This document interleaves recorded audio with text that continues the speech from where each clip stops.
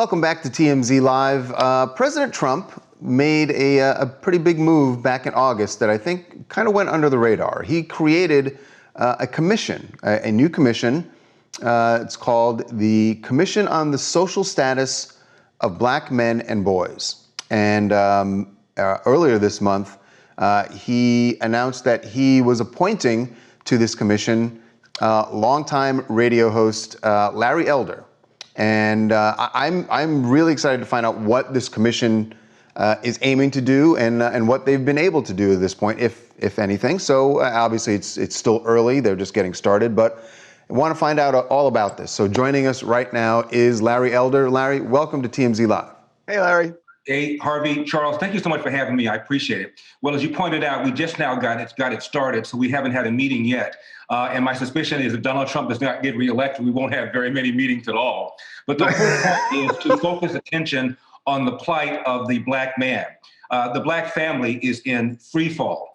In my opinion, because of the welfare state, which was launched in the 1960s with the best of intentions, the so-called war on poverty, we have incentivized women to marry the government and allowed men to abandon their financial and moral responsibility. It's not just a problem in the Black community where 70% of Black kids are raised without fathers, 50% of Hispanic kids are raised without fathers, 25% of young Black men, by the way, living in the inner city have criminal records, either in jail, on parole, on probation. And it is clear that not having a father in the family has deeply, deeply hurt the Black community. And Donald Trump is one of the first Republicans to talk about it and to address it. At the same time, Donald Trump is touting that he feels he has been better for African Americans than anybody except possibly Abraham Lincoln. And he's trying to paint a fairly rosy picture of what it's like for Black people in America under his tutelage. So how do you square the two? This man is doing something about the economy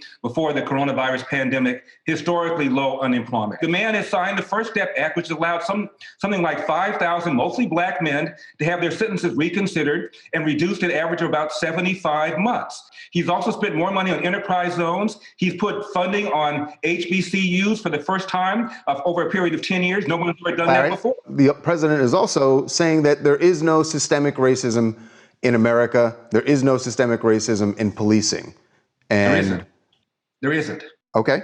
All right. There is no evidence of systemic racism whatsoever. In fact, the evidence shows the opposite. I was just about ready to say there's a Black Harvard professor named Roland Fryer who assumed, just as you did, that the police were killing Blacks just because they were Black. He did a study. Not only did he not find it, he found out, which tracked other studies, the police are more hesitant, more reluctant to pull the trigger on a Black suspect than on a white suspect. And it's common sense because of people like people in the media who immediately assume that a cop is doing something racist or motivated because the victim is Black. They're afraid to shoot a Black person much greater than they are afraid to shoot a white person. Larry, you're from Los Angeles, and you know what happened with the Rampart Division. It was an incredible scandal where they were going into the inner city and they were setting people up and planting drugs and doing all this stuff. I mean, this has been going on for a long time. Harvey, 20 years ago, from 1992 to 2002, Los Angeles had back-to-back Black police chiefs, even during the O.J. Simpson case. And what happened? But that doesn't mean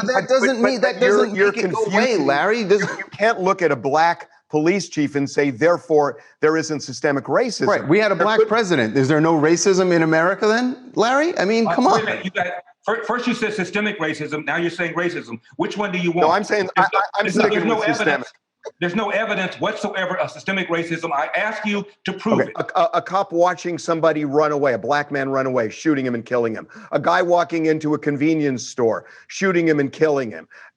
Larry, we've seen this. Okay, here's the thing, Larry. I hear what you're saying about the studies. Harvey, let me try it this way. There are 50 million police-civilian interactions every single year. Out of that 50 million, there are 11 million arrests. Out of that 11 million arrests, 60,000 officers are assaulted. Out of all of that, 1,000 civilians are killed. Half of them are white, 250 of them were black. Almost all of them were resisting with a weapon or resisting violently. When you get down to unarmed black men being shot by white cops, you're talking about less than 4% of the total. And unarmed does not mean not dangerous. Michael Brown was unarmed, but he was reasonably perceived as dangerous. It is rare, Harvey, you guys are exaggerating this. When a white person gets killed by a cop, nobody gives a damn. When a black person gets killed by a cop, people are out in the streets. And in Philadelphia, you're talking about a city where the captain of the city council is black. Almost every single member of city council is a Democrat. They've had black mayors. The police chief is a black female, and you're still talking about systemic racism. It's ridiculous. You ought to be ashamed of yourself, really.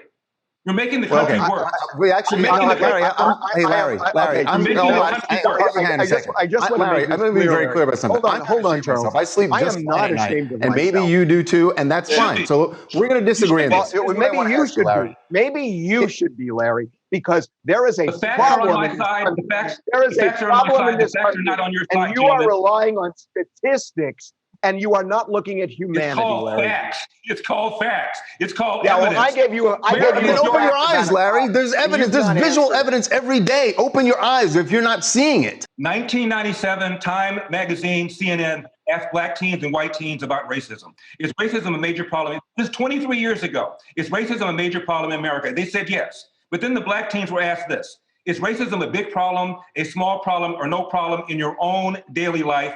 89% said no problem or a small problem in my own daily life. In fact, more black teens and white teens said failure to take But Larry, what did you say that study was? Hold on, Larry. You said that study was in 1997?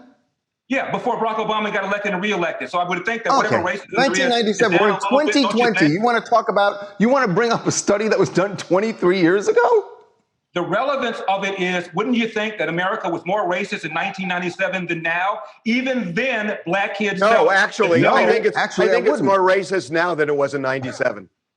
Because I think people are. You guys are so intent on proving a country. Larry, let me actually. Hold on. Larry, I want to say so intent on proving a country that has been so Larry, please.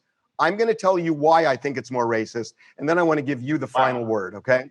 Thank you. I think it's more racist because of Donald Trump, because of the things he says, and he has given permission. Let me just make my point. You get the final word. He has given people permission to be racist. He has given people permission to be violent. He has talked about liberating states. He has talked about white supremacist groups standing by.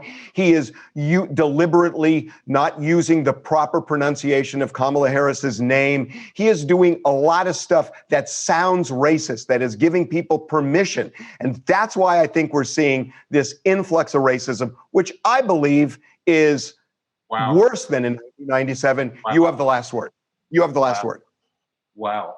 The high point of race relations for both whites and blacks took place during the administration of George W. Bush. It dramatically catered during the second term of Barack Obama, when he was saying things like the Cambridge police acted stupidly. We have a little place called Ferguson. When he was touting Black Lives Matter, that's when race relations really declined. There is a city in Texas called Abilene, which is the city of 100,000 population or more that most voted for Donald Trump, almost 80%. Guess which city just voted for a black mayor? Its first black mayor, Abilene, Texas. Now, how is it if Donald Trump is sending a racist dog whistle to voters, the same racist dog whistle turned around and voted for a black man for mayor? It's BS. Donald Trump has done a great deal for black people, most especially the economy. Secondly, supporting choice in school. Thirdly, doing something about the competition posed by illegal aliens. That's good enough for me. The rest of it to me is just white noise, pardon the expression. Okay, we will leave it there. That was good, Larry. That was good. Much love, Larry. Harvey. All right, thanks, Larry. You got it, guys.